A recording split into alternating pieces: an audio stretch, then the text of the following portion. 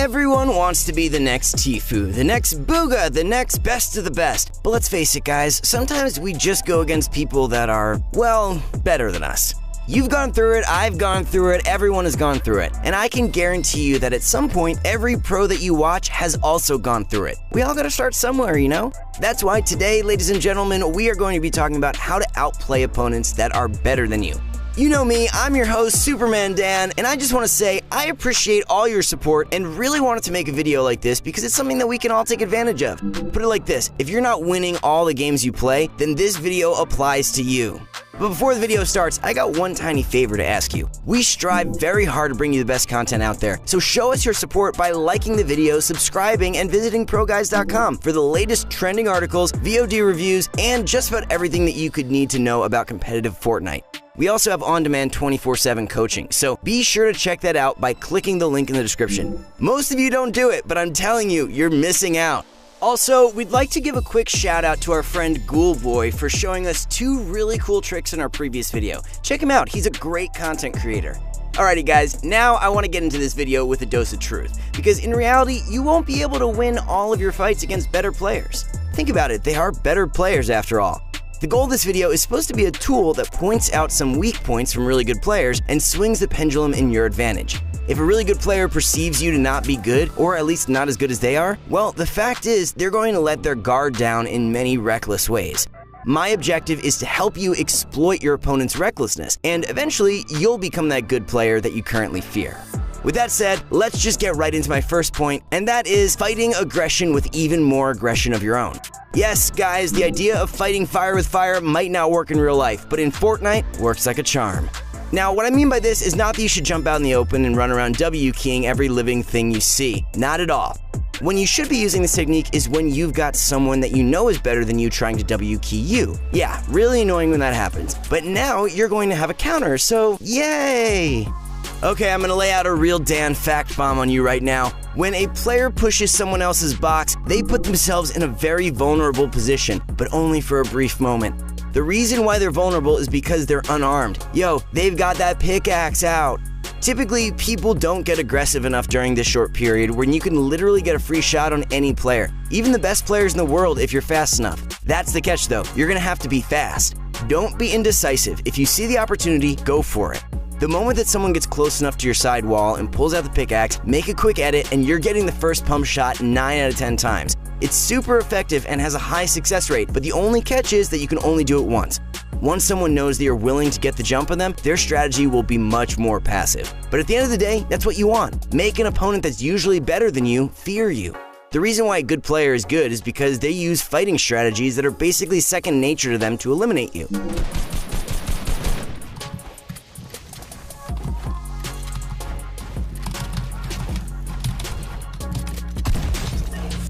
I never on anyone that hard in my whole entire life. My whole life of being alive. You making a play like that is going to take your opponent out of his element. What is a distinguished warrior without his sword and shield? Spoiler alert, nothing. Just a friendly FYI, you don't always have to use the same edit to catch your opponent off guard. In fact, after the first edit, your opponent is likely to predict you to make the same edit again. Switch it up, guys, and make different edits once in a while. Maybe try out an edit bait reset or two to keep a potential adversary on his toes. In fact, we just went over a trick that allows you to trap kill an aggressive opponent, which is in line with the gist of this video. You can check it out in the description or by simply heading over to our YouTube homepage and watching our most recent uploads. Now, although counter-aggressive plays work in close quarters combat, we need to stay disciplined when going up against good opponents.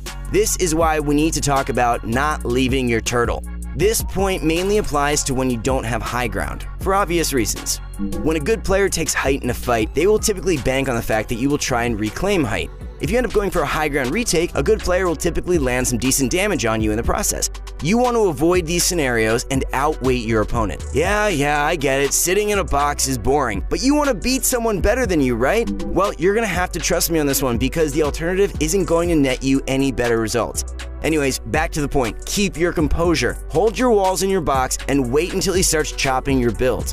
Once he's in range to start pushing your box, meaning he's dropped considerably from height, you now have a perfect opportunity to employ strategy number 1 from this video. You guys remember that tip we just talked about 30 seconds ago? You see, this trick really focuses on the choices you make in Fortnite and how you never really need to push into an unfavorable situation, even if your mind is unconsciously telling you to do so. Breaking those habits and staying patient will allow you to manipulate where your opponent is in a fight and use some solid tactics to give yourself a fighting chance.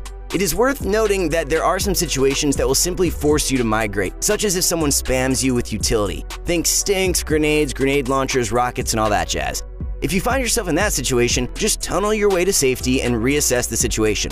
Also, if you have no mobility and have a long way to get to the safe zone, maybe it's time to expedite a play. Better that you have a chance of getting the kill and surviving than dying 100% by sticking around too long. The main takeaway from this tip is to bait your opponent down closer to your level so you can make an unpredictable attack on them. Whatever means necessary for you to make that happen, but never put yourself in a vulnerable position.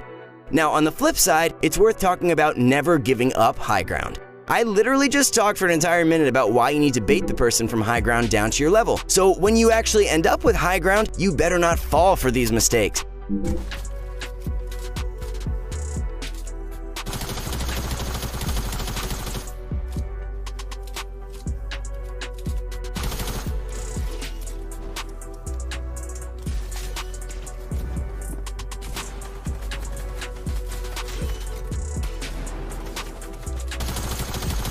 No.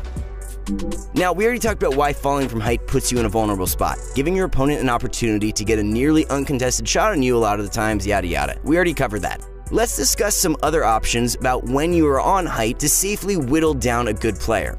First, you're going to want to exhaust all of your utility items. If the player you're fighting is truly better than you, then now is a better time than ever to lay out all the wild cards in your inventory. Give them everything you got. If that doesn't work, you're going to want to try baiting out an edit. Try pickaxing their turtles from the top, meaning you're going to be standing a layer above them and smacking their roof piece. Hit their roof with your pickaxe, switch back to your shotgun. Hit with your pickaxe, switch back to your shotgun. Repeat this as needed and see if he falls for the bait. If he opens up his roof, then congratulations, because you have a free shot right at his head.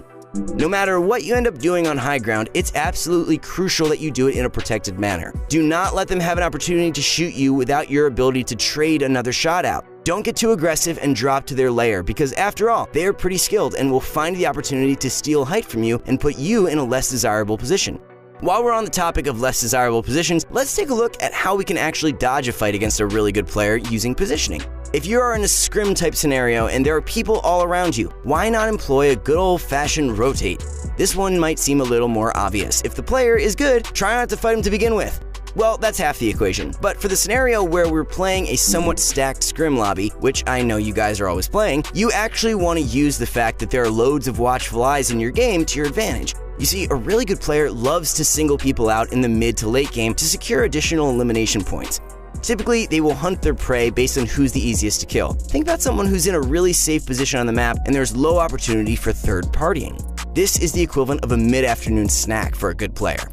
Now, if you are in the scenario where a good player is aggressing you in a scrim, your objective would be to use the players all around you to ward him off. Yeah, you can use utility like launch pads, impulses, or whatever to get out of dodge, but this really addresses the cases when you don't have extra rotational items to spare.